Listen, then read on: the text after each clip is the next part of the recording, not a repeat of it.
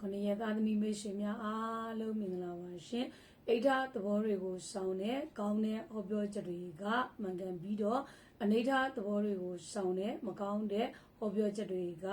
တက်ဆင်အောင်လွင်မပါစေ2026ခုနှစ်ဇန်နဝါရီလ14ရက်နေ့အင်္ဂါသားသမီးများအတွက်တနေ့တာဟောစတန်ဖြစ်ပါတယ်အင်္ဂါသားသမီးများအတွက်ဒီနေ့မှာငွေရေးကြေးနဲ့ပတ်သက်ဆက်နေတဲ့ကိစ္စတွေမှာစိတ်အနှောက်အယှက်ဖြစ်เสียစိတ်ရှုပ်เสียတွေဖြစ်ပြီးကမှအစဉ်ပြေတာမျိုးတွေအောင်မြင်တာမျိုးတွေဖြစ်တတ်တယ်เนาะအလုံးမှာလဲသူများပြဿနာကိုပြဿနာဖြစ်ပြီးတော့သူများပြဿနာတဲမှာကိုကပဲလော်ကြ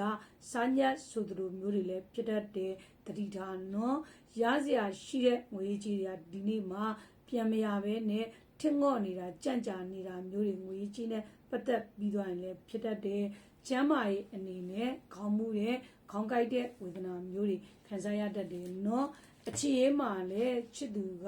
အထင်လွဲအဆွဆွဲတွေခံရတတ်တယ်เนาะအိမ်အောင်ရေးမှာတော့နှစ်ဖက်ဆွေမျိုးနှစ်ဖက်မိသားစုကြောင့်အိမ်အောင်ရေးမှာအဆင်မပြေတာတွေနားလည်မှုလွဲတာမျိုးတွေဖြစ်တတ်တယ်အကျိုးပေးတဲ့ကဏ္ဍကတော့9နဲ့4ဖြစ်ပြီးတော့အကျိုးပေးတဲ့ရောင်မှာအပြာရောင်နဲ့အညိုရောင်ပဲဖြစ်ပါတယ်ရရရာအနေနဲ့မိမိအိမ်ရှိဖျားမှာလက်ဖက်ရည်ကလူပေးရမှာဖြစ်ပါတယ်ရှင်